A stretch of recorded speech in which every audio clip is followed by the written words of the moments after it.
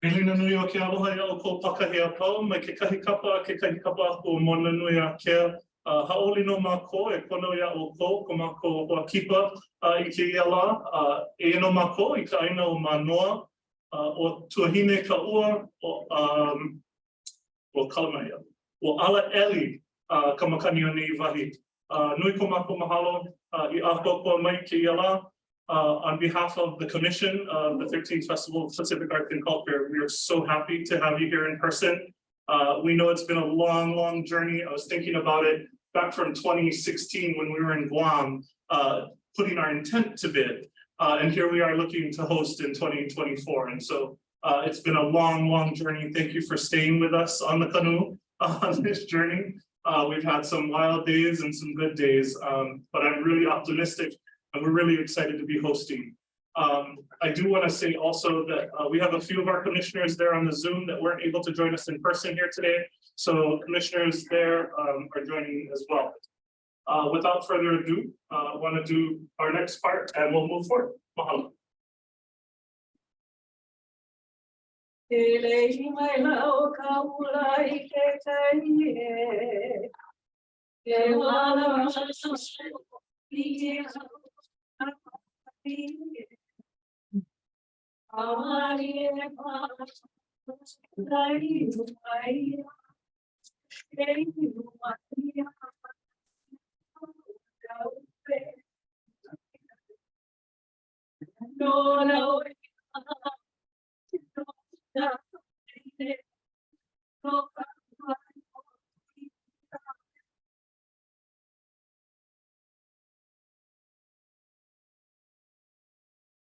Aloha.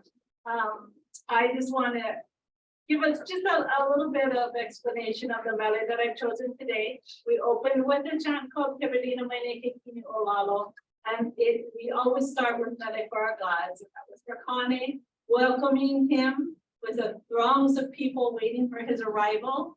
And along with the greeting and the offering of gifts, there's also food and rest. And so we welcome you with all of that attention here from across the Pacific. The second mele we're going to do is called Kalakaua Heinoa. And if you know a little bit of our history, our King Kalakaua, who was our 7th monarch, was our he was the first leader of any nation in the world to travel around. And he did that intentionally because he wanted Hawaii to be accepted and recognized as a nation among all other nations. And his purpose was to create treaties with different nations. And so this chant Kalakaua Heinoa commemorates that trip around the world and the good work that he did. And our closing mele will be Au'ahia, Awa'ia means to hold fast. And this is a prophecy chant that we have received through the generations of hula. And it tells us that we should hold fast to the things that have come to us from our kupuna, that have come to us through the ages, that still exist. That it's really important for us not to let go of those things that make us who we are, our identity, our culture, our language, our ballet, our hula, all of those things. So that's the whole reason for FestPAC is to Awa'ia. So I feel that that's a closing ballet for this afternoon.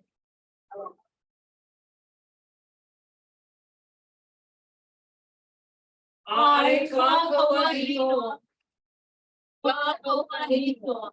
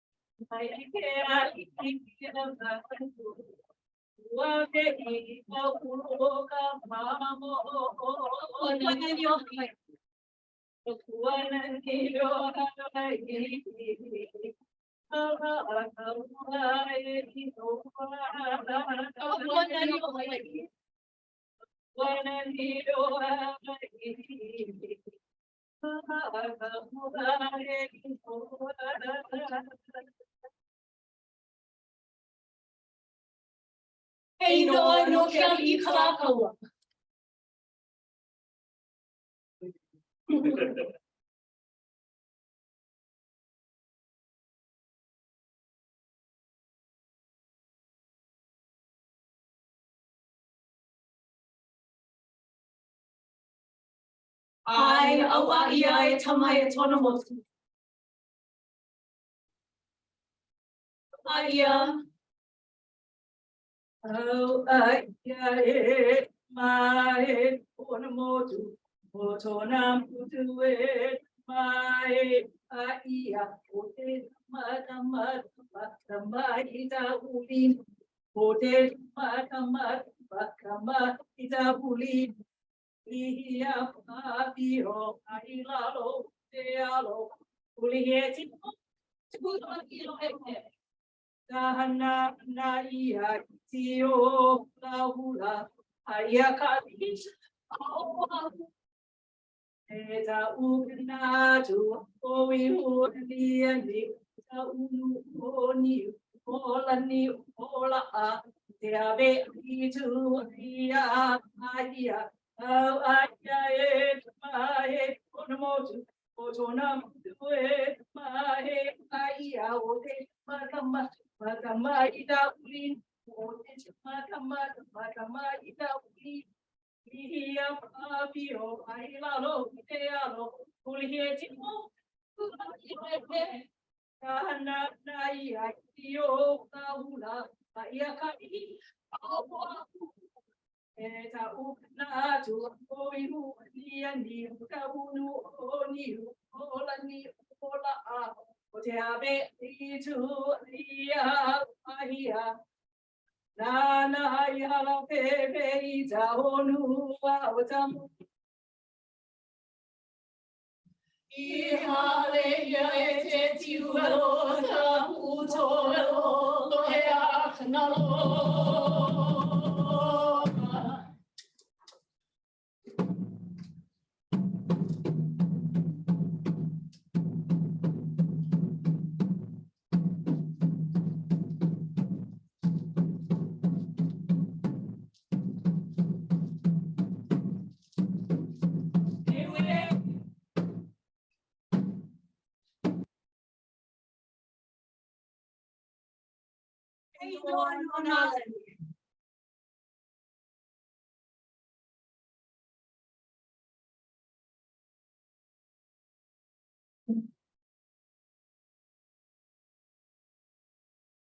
First of all, can I just acknowledge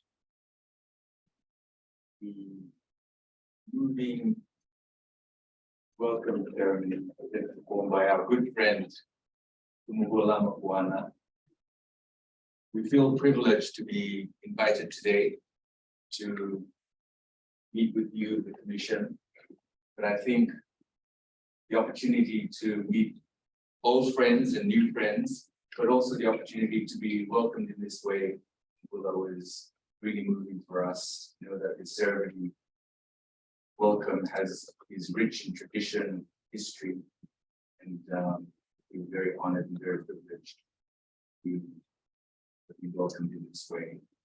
We have come a long way from across the seas, and I must say that in the time that we've been here, we've been treated with such hospitality, generosity through Festival Director Sala, and just this afternoon again, just through the first 10-15 minutes, I know the rest of this visit will also be filled with generosity and hospitality and warmth, like we're family, as we are across the region. But can I just, on behalf of the Pacific Community SPC, also pay respects to all Indigenous and cultural communities represented here today. I also acknowledge Indigenous peoples of this land on which we gather, and I hope that, and I know that our meeting this afternoon will be a rich and rewarding experience. So again, thank you very much. Juana, so good to see you in person after all those Zoom calls and Kalani and also Monty. And we also wish to reciprocate. We have some gifts as well, but we also, and may I invite Dr. Francis Bakauta, who is the team leader for culture within SPC, to also recite one of the own poems, which I think is very applicable for this event this afternoon. Navalia.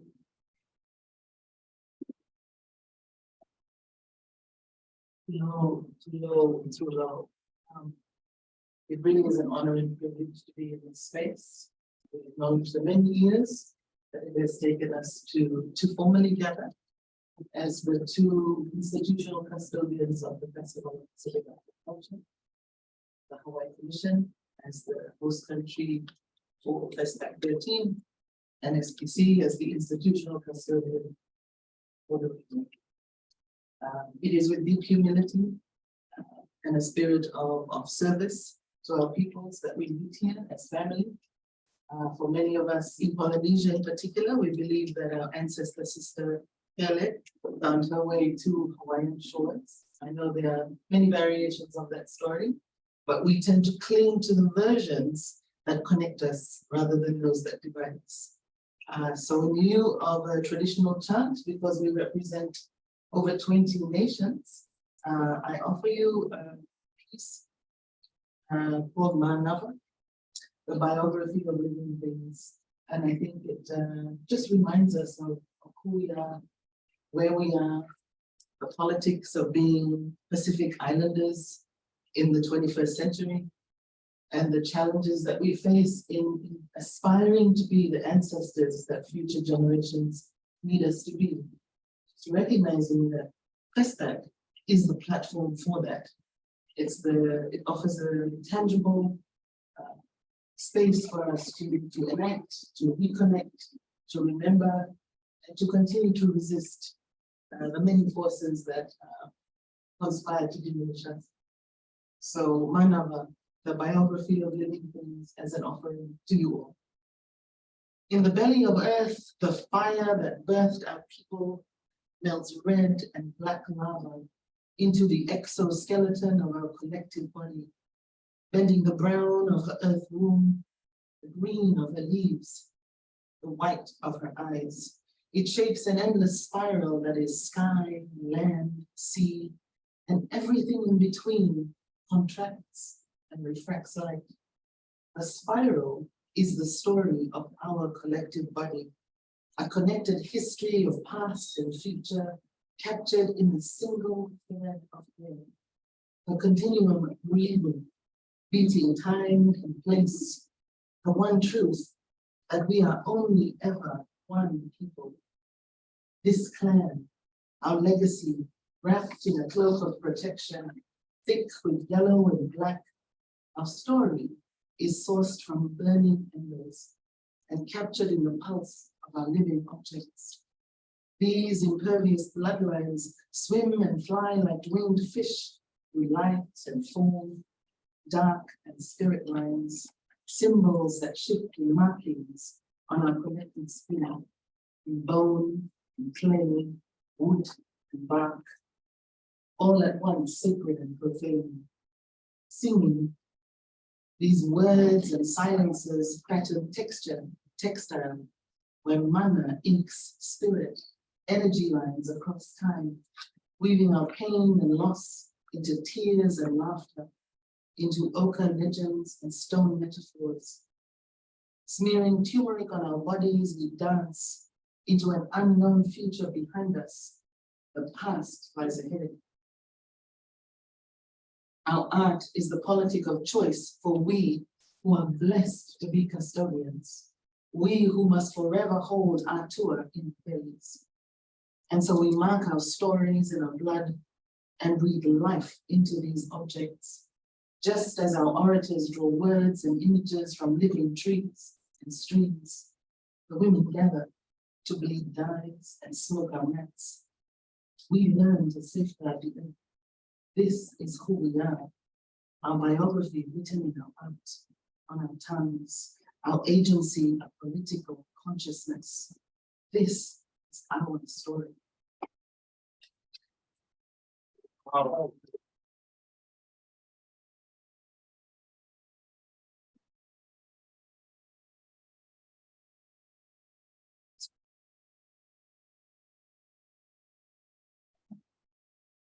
So Chair, we have gifts to bring with us.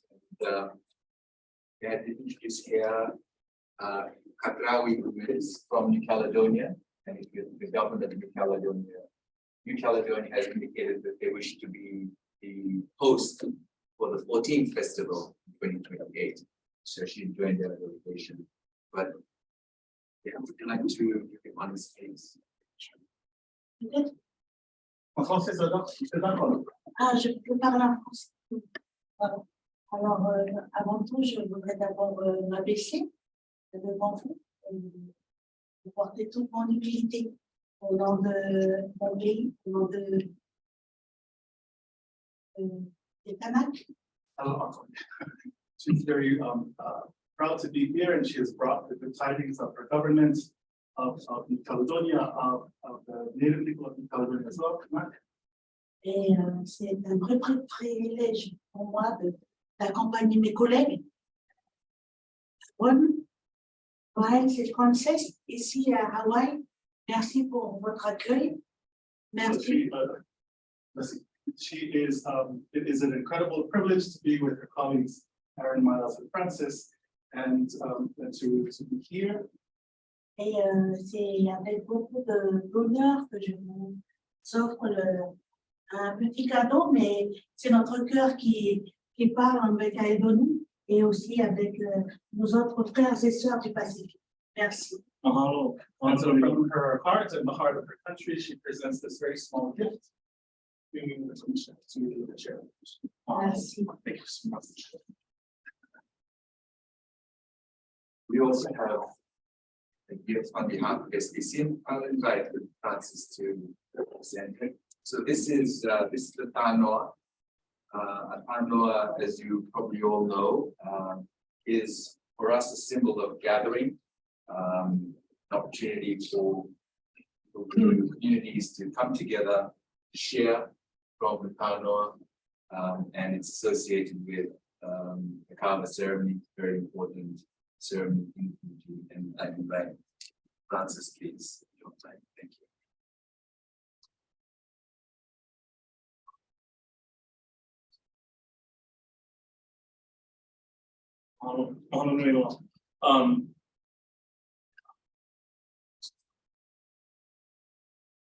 Sure. Okay. Miles and Francis, yeah, for coming. It's really our distinct pleasure to host you, to welcome you, to see you out of the gallo face to face.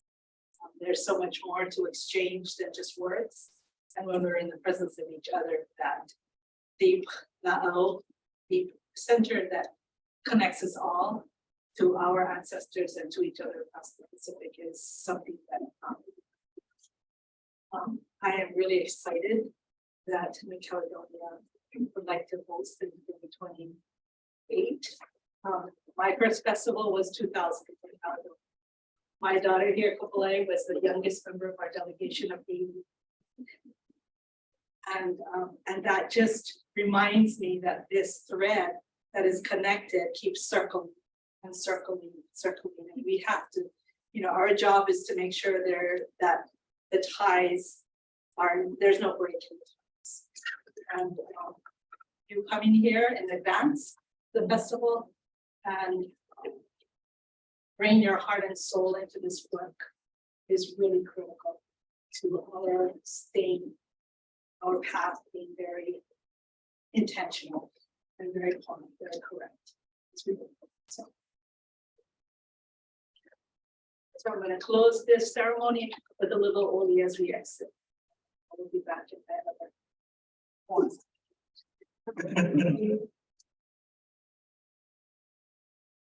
Aku ko I kawaina kami kuioi kahilu no e ai no kamoana o kalale o kaiona ino no I kamalu o hai aloha.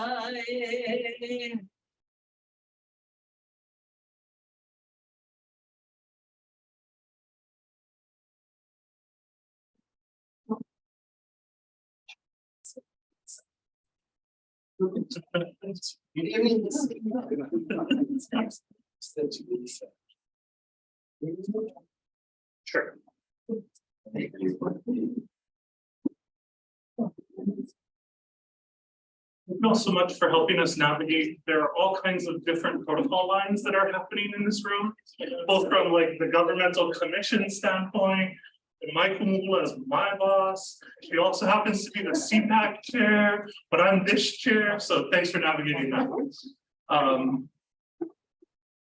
Yeah, no, it's really exciting. I'm going to go ahead and call our meeting to order today at 3:25 p.m. I'll go ahead and begin with a roll call of commissioners first. The chair is present. Commissioner Ani Benham is excused. Commissioner Benzo. Present. Thank you. Any way we can make that louder? Sorry. Watch it. Okay. If you're on Zoom, you might have to like Commissioner De Silva is excused, but we'll be back shortly. Commissioner Hussey. Present. Thanks so much. Commissioner Keokalole. Present. Commissioner Lum. Commissioner Onishi. Present. And Commissioner Pu. Present. Thanks so much, members. We do have a quorum today. I want to begin with one housekeeping note. We will be taking today's agenda out of order. We're gonna go ahead and move agenda item number 7, presentation, discussion, and/or action regarding the festival director's report, just before the presentation on agenda item number 6. So I do want to make that note for us as we begin this today. I do want to say a brief introduction, a little bit more than we have already. I don't know how you follow this up with the very formal meetings after protocol like that, but we're grateful to have Miles Young, Director of the Human Rights and Social Development Program of the SPC with us here today, as well as Dr. Francis Koya Wakauta, the Culture Lead at SPC, and then here, I don't know how to say this, Minister of Culture, Government, and New Caledonia, from New Caledonia. So mahalo for joining us, Minister. With that in mind, I do want to move on to our next agenda item, which is agenda item number 3 for public testimony on any of today's agenda items. If any members of the public would like to testify, please go ahead and let us know. Unmute. Any members in the room that would like to testify? That's new. We don't have to usually do that. All right, hearing none, I'm going to go ahead and move on. I'd entertain a motion for an approval of our meeting minutes from the October 17th meeting. So we've got a motion from Commissioner Lum. Second. Second from Commissioner Onishi. Any discussion, members? Hearing none, I'm going to go ahead and take a roll call vote. Chair votes aye. Commissioner Bendo. Aye. Commissioner Hussey. Aye. Commissioner Keokalole. Aye. Commissioner Lum. Aye. Commissioner Onishi. Aye. Commissioner Pugu. Aye. Our minutes have been adopted unanimously. I'm going to go ahead and move on to agenda item number 5, reported permitted interactions pursuant to Act 103, Session Laws of Hawaii 2021. Members, were there any permitted interactions that occurred between the last meeting and today? I have meeting minutes from the admin standing committee for us to cover later, but that was a permitted interaction that we had. Did the venues committee meet? Okay. All right. Moving on. Agenda item number 7. Aaron, the floor is yours. Thank you, Chair. In deference to our delegation from the SPC and from New Caledonia, we'll keep today's Festival Director's report rather brief to allow our commission ample time to receive and discuss the presentation to be made by the SPC. My travel both to American Samoa for FestPAC related meetings during the Muso'oi Festival and to the Cook Islands for the Pacific Tourism Organization, or SPTO Summit, were both quite successful. The presentation on FestPAC, especially to ministers of tourism, culture, and foreign affairs, depending on where tourism sits within seats of government within the region, were successful. Additionally, I was able to take advantage of the opportunity to host a series of bilateral meetings to talk more intently on individual country participation in FestPAC. Those bilaterals have developed into ongoing correspondence with ministers expressing their own interest, not only in assurance that their respective countries will be planning to participate in the 13th FestPAC, but also in inquiry as to how individual countries might support our efforts to host the 13th FestPAC. I really can't, as a result of our work in the Cook Islands and the summit, SPTO was an incredible team, as was Cook Islands Tourism hosting the summit. But I was really quite excited by how well received we were in terms of the 13th FestPAC presentation, and then the kinds of bilateral meetings that came as a result of that presentation. And so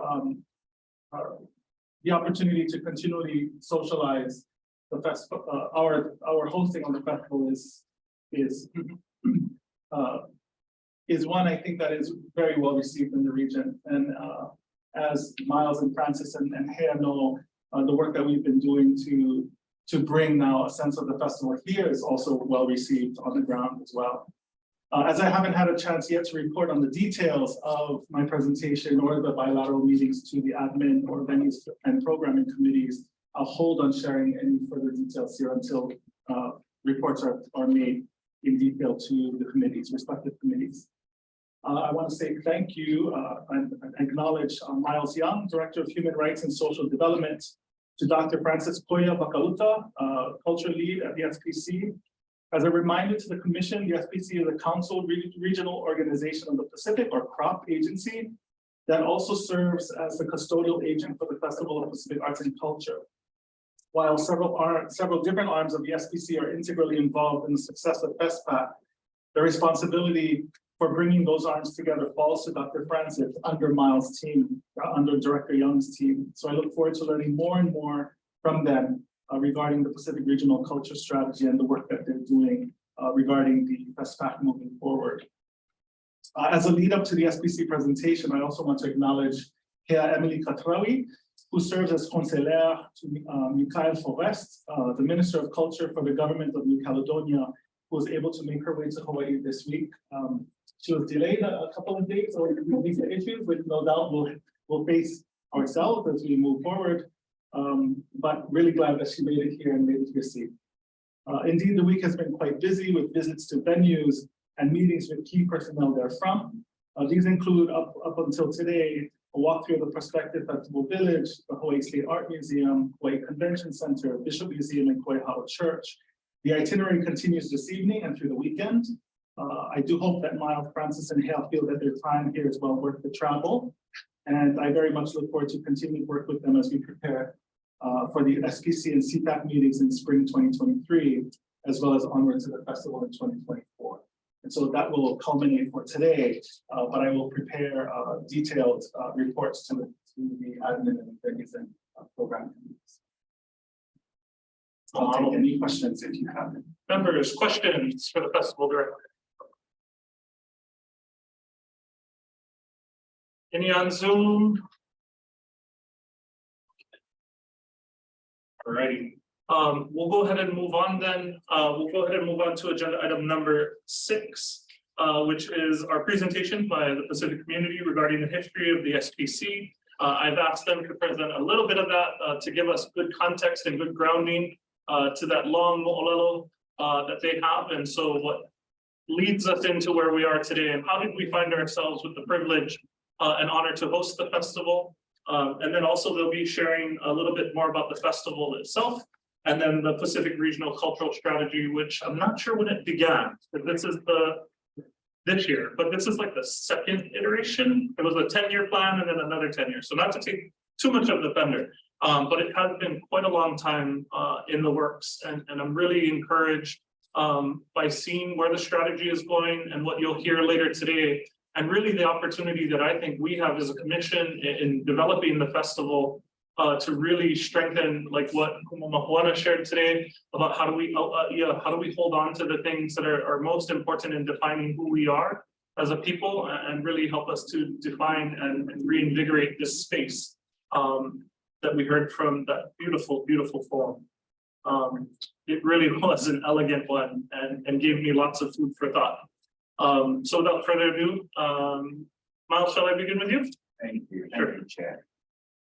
There is a PowerPoint presentation. I'm not sure who will manage with that. Okay. But okay, thank you very much. Thanks. And I, first of all, again, just thank the Commission for this opportunity and for this very warm welcome.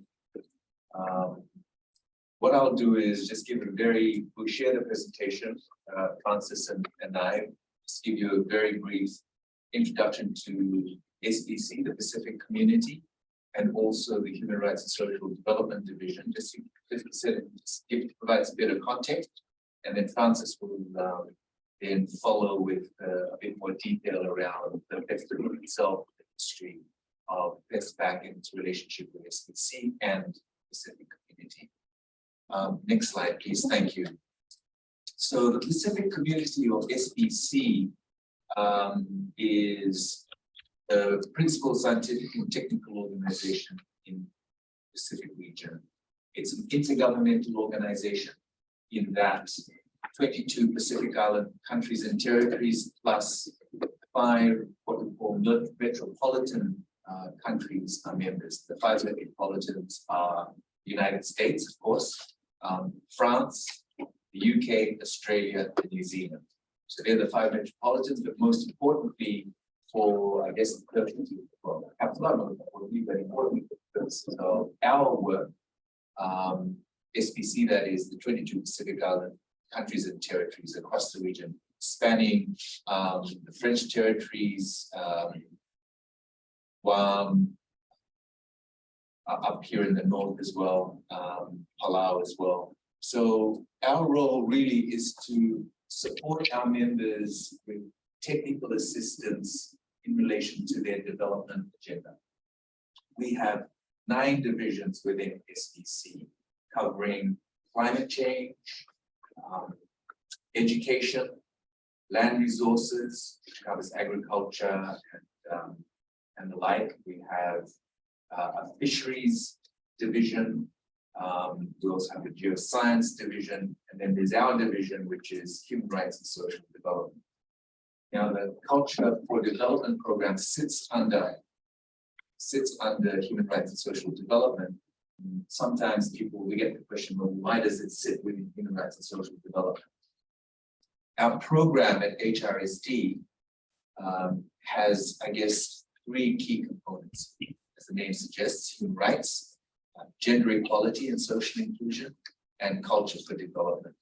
The way we look at our work program is to ensure that all 3 are mutually reinforcing and integrated, because we see that to advance human rights in the region, to advance gender equality and social inclusion, we need to understand how cultures across the region not just supports, but is part of it. It's beyond just an enabler or a driver. It is part of the work that we do in human rights and gender equality and social inclusion. So that's very much the approach that we take within the division. The other thing I want to point out is that across the organization, we see culture as integral to our work, regardless of whether it's in the geosciences field, fisheries, agriculture, education, public health. Culture really underpins the work that we do. And we apply what we call a people-centered approach at SBC.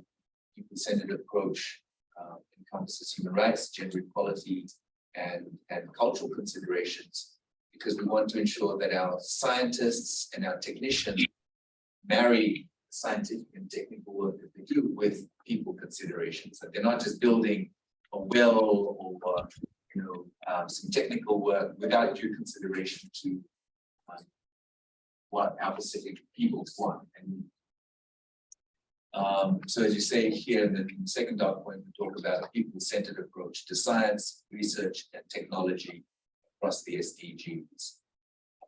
And we're a demand-driven organization in that our members will come to us with a request of technical assistance, and we respond to that in those spaces that I mentioned across the divisions. Can I just have the next slide, please?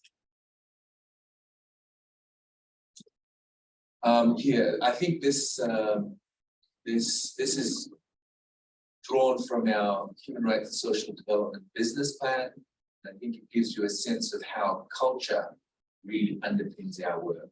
This is really the vision that we have adopted in terms of our work, looking at in this particular case, of Samoan Fale, how the different elements of Fale represent different elements of our work, that they all come together. And it's a space where it's an all welcoming space for Pacific peoples. What I might do now is, so I've given you just an introduction to SBC, an introduction to HRSD, very, very high level introduction, because we want to really focus on the FestPAC and culture for development work. Can I say that before we do that, that we really acknowledge the work of the Commission, but also and the work of Mapuana and Monty Makomba, who have all been very, very instrumental in the work that we have been taking today, preparing for FestPAC, and of course acknowledge Dr. Sala for his work as well as the festival director. Thank you very much. For the record, I'd like to note real quick, Commissioner De Silva has arrived for the meeting. Sorry, please.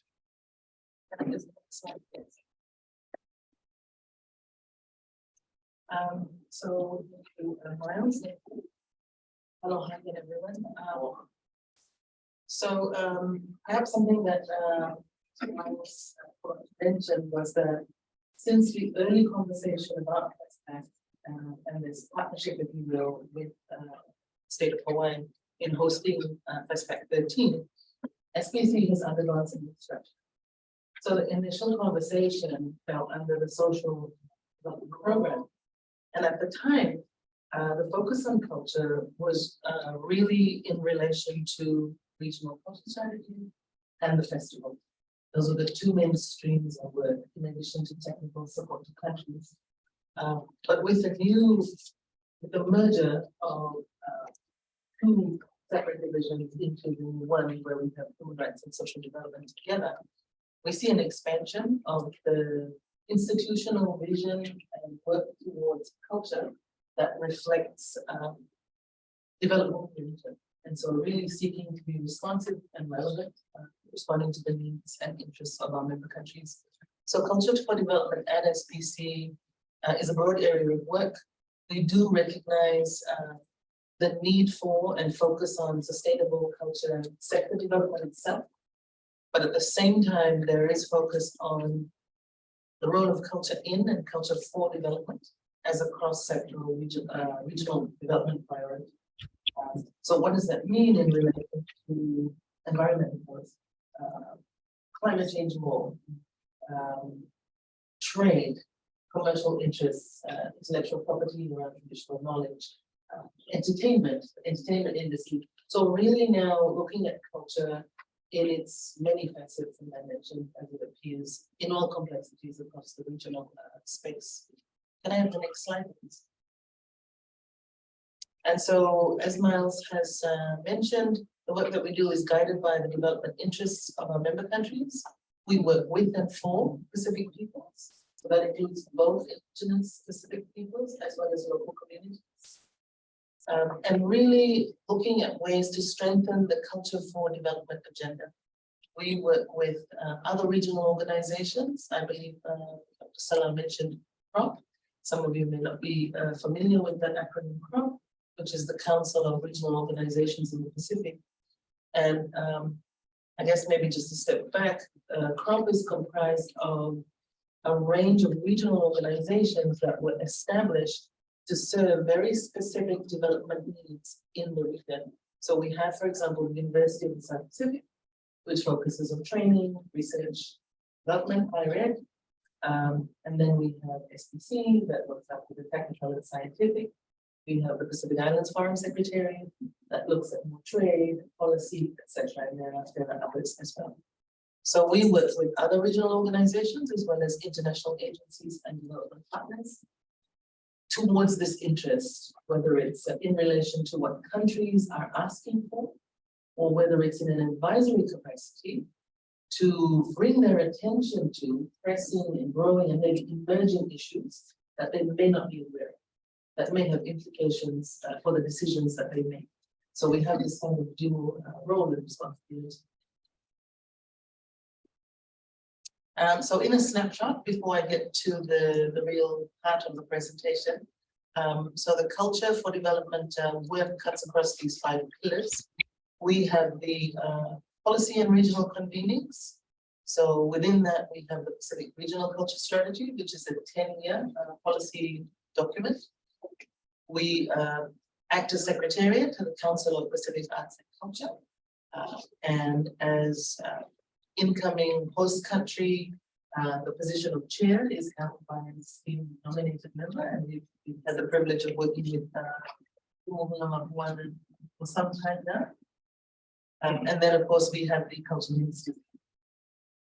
Second, we have our work focuses around the culture and creative industries, and that includes the Festival of Pacific Arts and Culture and targeted projects and initiatives that seek to stimulate the potential of the cultural and creative industries. And at the moment, what that looks like is the facilitation of an ACP EU grant scheme that is offered across the 15 ACP Pacific member countries. The third area of work that we have been supporting is around Pacific approaches and methodologies. Part of this work is responding to the culture pillar within the people-centered approach to development, which Miles has spoken about. but we're also purposefully looking at what culture inclusive approaches look like. So rethinking and decolonizing our approaches to project development, to project design, to monitoring and evaluation, to working in communities, to conducting research. So what do Pacific approaches look like? And how can we create new blended approaches that take from the best from both worlds? So you're looking at good international practice, but also trying to incorporate Pacific ways of doing as well. And as previously mentioned, we provide technical assistance to countries, regional organizations, and other organizations on request, as well as being the bridge, or mediatory institution between the national and the international, which at the moment includes 2 decades, so a lot of work around the ocean decade in direct relation to traditional knowledge. The review of the law of the sea, the BBNJ, which is biodiversity in areas beyond national jurisdiction and what implications it has for the Pacific region as custodians of the largest ocean in the world, and what that looks like in a global treatment. And the final one is, of course, the International Decade of Indigenous Languages. So in a nutshell, this is the work that we do. Anything else you guys don't do? That's a lot. Next slide. So this brings me to, as you have seen, one piece of the work, and perhaps the most important piece, because it provides the umbrella for all of the work that actually takes place under culture. And the Pacific Regional Culture Strategy, as Chair has mentioned, is the second iteration of the Regional Culture Strategy. So the Pacific Regional Culture Strategy was mandated by Pacific leaders in the Pacific Plan. So that was 2004. And up until the late 1990s, early 2000s, the only convening of regular convening of Pacific leaders was up to that point economic ministers. So the primary focus, and even though they talked about the importance of culture, of ecology, etc., the investment really was on economic growth up to that point. And it was after 2000 that they began to think about implications for a more holistic approach to development. In the ensuing Pacific Plan that emerged, Pacific leaders said, what we need is a culture strategy or a regional framework that helps us be more intentional in how we use culture in development and benefit from it, but how we also safeguard those aspects that are important to who we are and to our survival as Pacific peoples. So the first regional culture strategy ended in 2020. But because of COVID, it kind of delayed the discussions. So development of current Pacific Regional Culture Strategy began in 2017, and really around 2018 when we had our last in-person Council of Pacific Arts and Culture meeting and Culture Ministers meeting, impetus, the review of the previous Regional Culture Strategy was discussed. And the direction provided for the next 10 years or the next decade.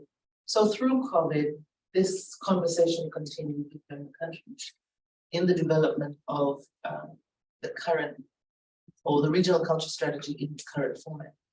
What makes the regional culture strategy special, and I think really stand out as a milestone, is that in the early meetings, and I believe that was just after the 2019 CPAC in Hawaii, we convened in Suva in December of that year.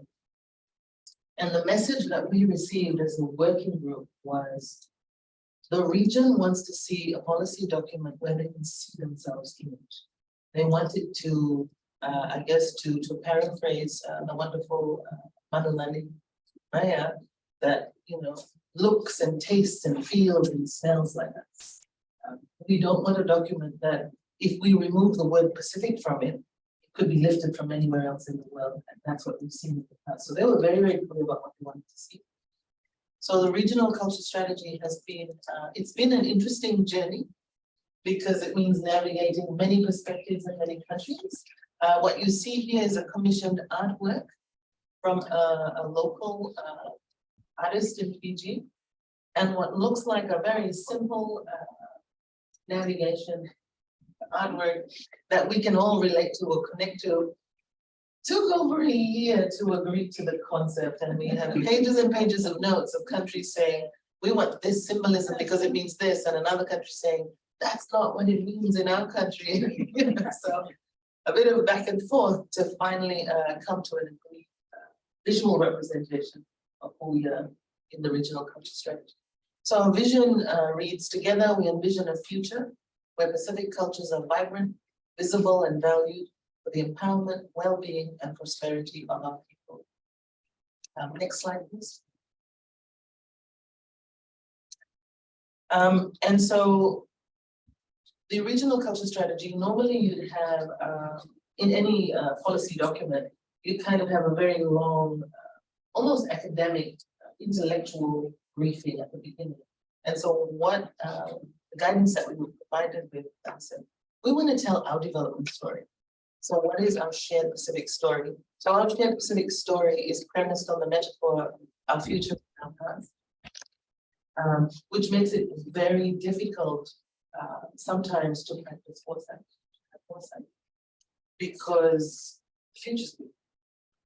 And we can see the past very clearly, but having said that, being influenced so deeply by mainstream thinking, we often fail to take account of the lessons learned, which are sometimes glaringly obvious right in front of us. And so this was an opportunity to step back and say, what do we see? What is that story in front of us, so that we can help the future we want to see unfold. And so rather than having a list of guiding values or principles, as you often see in policies, we have instead a sample listing of Pacific Indigenous proverbial sayings and metaphors drawn from navigation that speak to our shared values and ways of doing. Because the thinking is, you can say honesty and accountability and ethics, but what does that look like in practice? And guess what the members felt was that these metaphors are more tangible, practical, lived examples of what it actually looks like, as opposed to abstract values on a page. And so these are offered as, we have Pacific values and tools, and really what it attempts to do is to acknowledge that as Pacific peoples, we do see the world differently. And our worldview does inform our memory and practice. So how then do we purposefully or intentionally use our life philosophies and relationships to strengthen and reinforce all our efforts in the culture space, whether it's culture for sustainable development or for economic development, or whether it's growth and development and sustenance of culture. So, next slide. This is another, I think, exciting aspect of the regional culture strategies, that you have the running thematic of navigation through it. So who we are and what we represent was the visual image or representation of that is a Melanesian long distance sailing vessel, and commission members, council members agreed to the Fijian Rua, which is a double hull, for the charting our priorities. The council agreed on the Hawaiian Star Compass, and we of course reached out to the Polynesian Maritime Society for written consent to use this. And then finally, in relation to monitoring, evaluation, and learning of the progress made towards these priorities and indicators, we have at SBC developed a Revelit framework that is based on the Marshallese navigational stick chart, which is quite different to reading the stars to gain your bearings and to chart your destination. But the Revelit and the stick charts actually monitor the waves and the movement of the waves between islands, and how waves behave between islands and open see. So it's such a unique, distinct way of seeing the world and reading your ecological relationship. So really wonderful that we're able to weave in across the 3 sub-regions so that we could honor the request that our people can see themselves in a cultural way in the ensuing strategy. Next slide, please. So there are 5 key priority areas and 3 cross-cutting priorities. The first priority area is around cultural policy. Not all of them in the country actually have dedicated culture policy, and this is an area that everyone agrees is critical. And even those that do have national policy, often the implementation of it is not as strong as it could be. So the imperative at the national level is either the development of a national policy or the strengthening of, and what that might look like. And also with the new way of viewing culture as holistic, attempting to create advocacy and awareness to shift away from a siloed approach, rather than saying, well, agriculture will do agriculture and there's elements of culture there. And the culture sector will just be heritage sites and ritual and performances, to say, actually, no, culture covers all of it. And it needs to be recognized in the development space in that holistic way. The second is around cultural heritage. So really looking at the safeguarding of our heritage, both tangible and intangible, our art forms and our languages. And when we say art forms, we are looking at heritage arts as well as contemporary. Cultural well-being, recognizing that our cultures are an integral part of economic, environment, social, spiritual, and emotional well-being of our people. The fourth is around cultural innovation. So here we're really looking at what innovation looks like. What does responsible innovation? And that's a tricky question when it comes to trade and commerce in particular. And then fifth, we have cultural statistics. So the first priority and the fifth priority have been highlighted as critical because policy frameworks provide the foundation, but cultural statistics allow us to monitor how well we're doing. And unfortunately, at the moment, our cultural statistics are non-existent. And so it's really looking at ways to strengthen capacity at the national level and to provide strength and support at the regional level to grow, technical know-how in terms of cultural statistics. And then our cross-cutting priorities include cultural research, youth and culture, and capacity strength.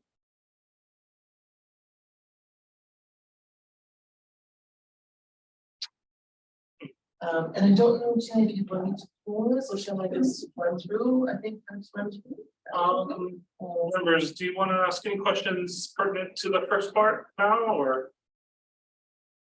Okay, please continue. Thank you so much. And so this brings us to the Festival of Pacific Arts and Culture. And as previously mentioned, SPC acts as custodian to both the festival as well as the regional culture strategy. And I think it's really purposeful and intentional that we use that language, custodian, as opposed to providing oversight. Because once we start articulating our thoughts in a foreign language, it really strips it of all the spiritual connections that you would have in our own language. And the only word that really comes close to that sense of nationality and that spiritual connection and responsibility is custodian. There's some contention around the word steward and whether everyone feels the same way about being a steward. But custodian seems to capture what we might talk about when we talk about relationality. So when we say that SPC is a custodian of regional culture strategy and the festival, it means that we recognize our responsibility of service. It means listening very closely to and keeping your finger on the pulse. It means recognizing that there are times when we will be led by the region, and there are other times when our role is to advise so that they can make decisions, which even if we don't understand or necessarily agree with institutionally, it is not our place to judge or impose, but simply to provide information that can be used for evidence-based decision. Right? We want them to be informed so that they can self-actualize and be responsible for their own self-determination. So that kind of is the spirit when we say SPC acts as custodian of the regional culture strategy and FestPAC. The FestPAC, first FestPAC was held in 1972 in Fiji. And the idea was first floated by the Fiji Arts Council to the then SPC, which was the South Pacific Commission. And in the early days, and that's something that has happened quite well now, in the early days, SPC was known for running regional upskilling and technical workshops. So it was quite common to have regional groups, weavers come in and learn about commerce and business, and the carvers would come in, etc. So it was at a regional meeting that this idea that perhaps it's time for us to come together as a family. The conversation really was around decolonization and pro-independence. And at the time, a few countries had gained independence and others were seriously thinking about it or working towards it. So that really was the spirit. There was a lot of concern about what had already been lost as a result of both colonization and Christianity. And to say, how do we hold on to what we have and how do we strengthen that? And how might a festival provide a platform for us to connect? So it really became this special spiritual evening.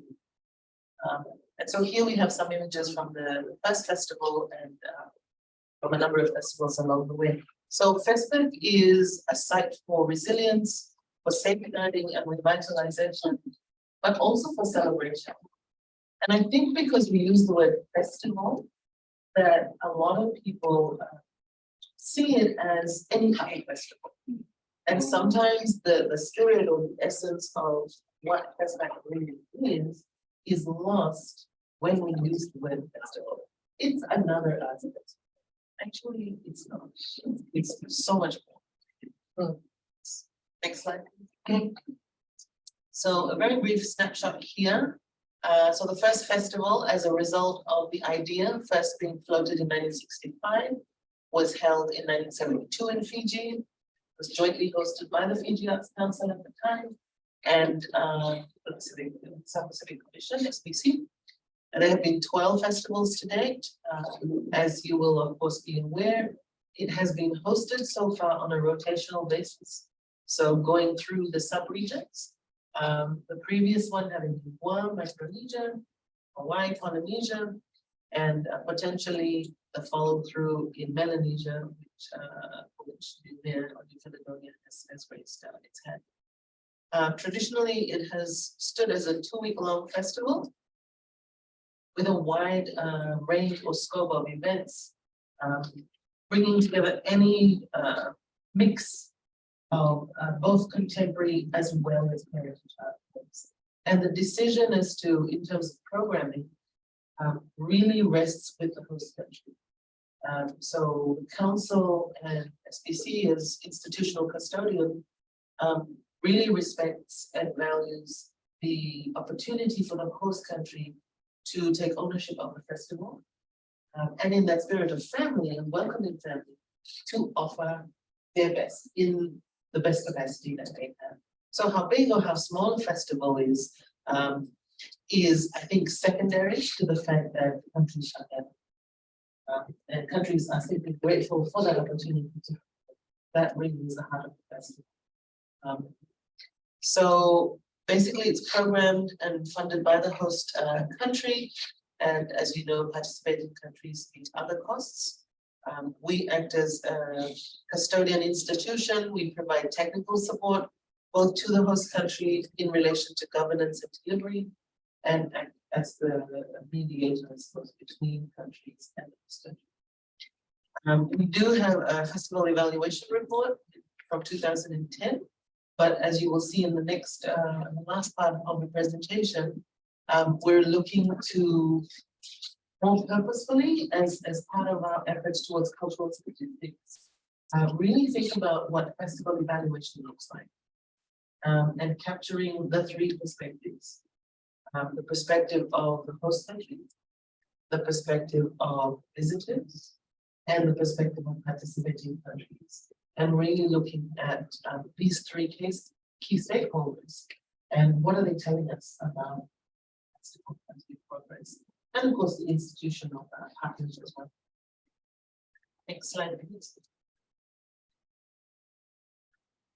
Well, here we just have, I guess, three little snapshots from Pacific leaders who have, spoken about the festival and what it represents. So we have Fiji's first Prime Minister and Paramount Chief, we have Rajasa Samara, who is often credited for winning the Pacific Way in a more intellectual and academic kind of sense, what that actually means.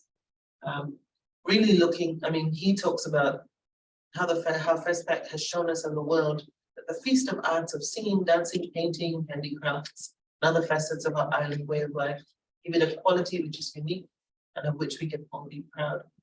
The whole festival is another example of what can be achieved in a Pacific way. We have Sir Geoffrey Henry from the Cook Islands, 1992, who talks about the impact or fatal impact of foreign cultures, value systems, and technologies, and what the festival offers. And then we have our Papua New Guinea leader and philosopher, Honorable Bernard Narokobi, who was an MP, who talks about our values. And I think that particular quote from is the one that really captures the essence of what it really is about, the embodiment of our values that we come together. What's that actually? And how in itself, without articulating it, is an act of resistance. Because the colonial experience was one of division, divide and conquer. Unfortunately, we still see some of that division, but the festival is a bit of a reprieve from the political and geopolitical tensions, and it allows us to simply come together as family, as community. Next slide, please. And here we have the list of countries, and I'm sure you have discussed the inclusion of non-member countries. So we've had, for example, Rapa Nui, we've had Taiwan participate in past festivals. And there are two ways that they participate. They either submit an expression of interest through SPC to the next host country, or they're invited to, and it's in recognizing the connection that we have, whether it be historically, so for Taiwan, recognizing the ancient routes and journeys through navigation of course being a staple of the festival, and Rapa Nui being a Pacific community, regardless of its political identity. Next slide. And I'm just going to speak very briefly as I conclude. SPC had commissioned a festival review, independent festival review, that was completed in 2021. And the review report has reaffirmed, I guess, what the council already knew to be true and what SPC already suspected to be true. But it just provided and validated some of those initial thoughts around how the festival might really be strengthened.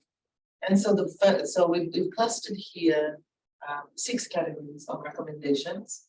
The first really is around visibility and value of the festival. The festival, by all accounts, is the largest gathering of Indigenous peoples anywhere in the world, but it has never been articulated in that way. And so really just learning new ways of articulating the value of the festival and the value of this country. And how do we do that? What is the language that we could be using to add color to this platform? And secondly is really around governance, so the development or strengthening of governance documents. So a FestPAC charter, FestPAC manual, which we currently have that needs to be reviewed, festival strategy, which would look at very specific and a wide range, but I'll give you just two examples. What broadcasting rights, good models of practice might look like, intellectual within the festival and beyond the festival, when we talk about creative practice, contemporary, as well as how do we, so that's just two examples. There are many other components that would be covered in the strategy. Monitoring and evaluation mechanism, then of course, the communications strategy. One of the other recommendations, which is a big one, is the one around sustainable funding. Thus far, host countries have borne the cost of the festival. And we recognize in the changing development landscape that there seem to be fewer and fewer pools of funding that's dedicated to culture and the arts in the Pacific. And certain countries, just by sheer means of their size and the small scale economies, may never host a festival. So if we want equitable opportunity to host or co-host, what might that be? And what might a sustainable funding mechanism? So really thinking about what this financial support might look like. Would it be partially to support hosting, or could it also be used to support participation? And we know that in past festivals, countries often drop out of certain festivals simply because they don't have funds to bring us together. So there's a lot of work to be done around unpacking what sustainable financing looks like, but we're very pleased that it's been included in the recommendations. The fourth is linked to funding, but also just thinking more strategically about giving smaller countries in particular that opportunity to co-host. And so no one has solutions, but there are certainly many questions. What would that look like if two small or three small countries co-hosted? Would that mean splitting the festival? Or what does that actually mean? Or would it look like a larger country buddying up with a smaller country? And what might that look like? So many more conversations to be held. The fifth cluster was around establishing a dedicated unit within SPC to focus on the festival. And of course, as Miles shared, we currently have a portfolio team within human rights and social development. As you saw, we have a big mandate, and we envision potentially the FestPAC unit falling within the border, rather than a separate or distinct unit, simply because if the RCS is the umbrella, then FestPAC is part of or a pillar within, as opposed to something that's distinct or separate. And then, of course, the final one is around what is the FestPAC legacy program? So rather than thinking of each festival as a distinct activity or event, how are they connected? What happens between and through the festivals, post-festival? And how is each festival adding value in a longer future thinking approach? So what is this legacy of the festival? It's very exciting thinking around the strengthening of the festival, and we're currently working with the CPAC working group to finalize the work plan in relation to the implementation of these recommendations, which will be a key priority. Next slide, please. So SPC provides specific support to host country using a collaborative approach and recognizing that the host country is essentially a custodian of the festival. And as a partner, SPC offers support and service. And I had mentioned to Osama and of course to that in no way do we intend our engagement or our inquiry or our desire to work more closely together to be seen as a policing or of what the commission has endorsed or what the host country is doing, but rather in a collaborative way to provide service and to work together towards that shared goal of success. That meets not just the, I guess, the expectations of the countries, but also something that the host country can be very proud of and claim ownership of. So SPC support occurs throughout, pre, during, and post the festival. Pre-festival, it really is around ongoing support and advice, and what the generally looks like is open minded. And simply, sometimes that's what brainstorming and talking through challenges and what are potential opportunities, what are some lessons learned from past festivals that may have faced the same experience. As I mentioned, we act as the intermediary between CPAC, culture ministers, and the host country. We offer support in the framing of media and communications, including broadcast, through our corporate comms team. We offer support in past festivals, particularly around health and sanitation. And as we have been discussing, that's possibly not an area that Hawaii mainly targeted support for, but in past festivals. So really depending on context and the needs of the festival. And then of course around biosecurity, which is a big one for everything. During the festival, we offer ongoing support when and when needed, and we pay particular attention to agreed focus areas. So these are generally predetermined. And then of course, post-festival, the support is around evaluation.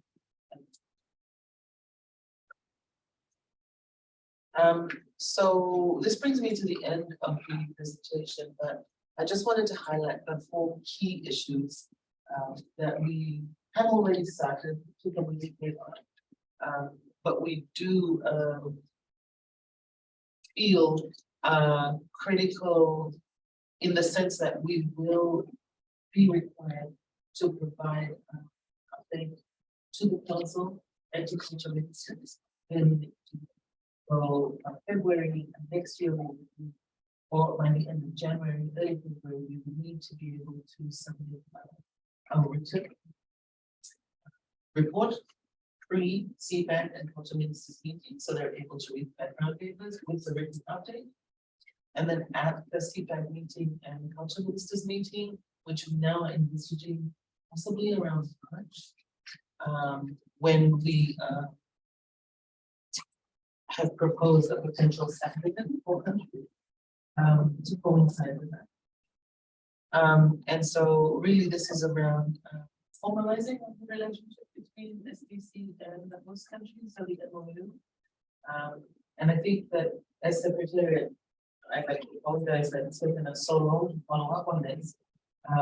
But with the restructure within SPC and then COVID, we've really been, I guess, playing catch up on many fronts, and this being one of them, needing to firm up the formalization of that relationship between Commission, host country as institutional custodian for the host country, and SPC.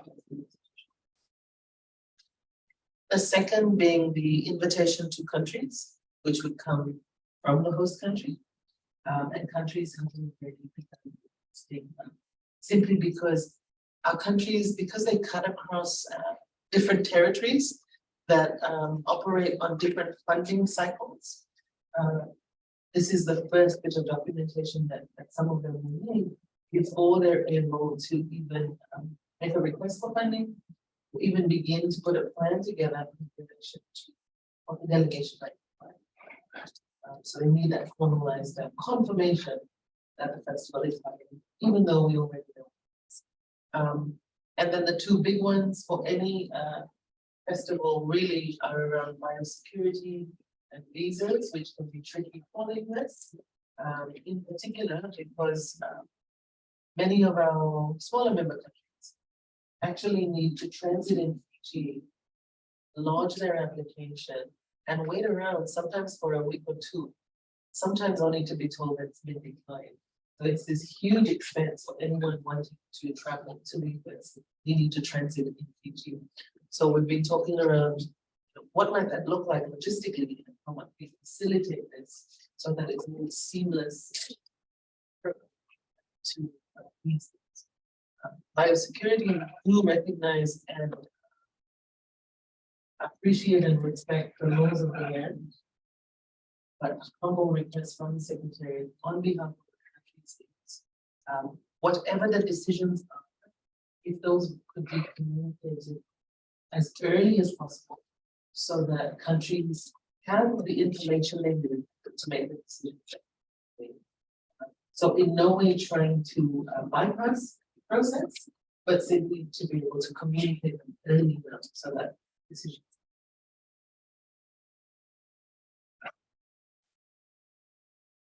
Oh, thank you so much. So I end my presentation with one lines from Papa.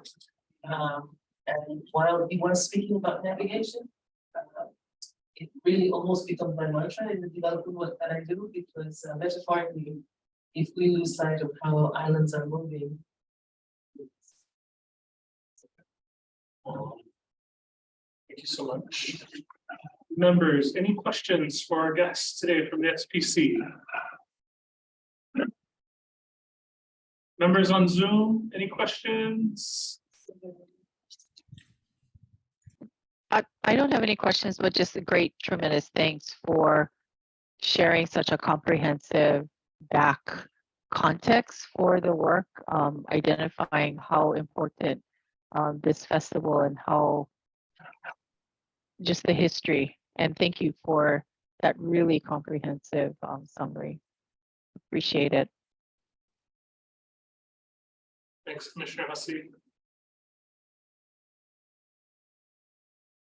Members, any questions, comments, Mana'o in general?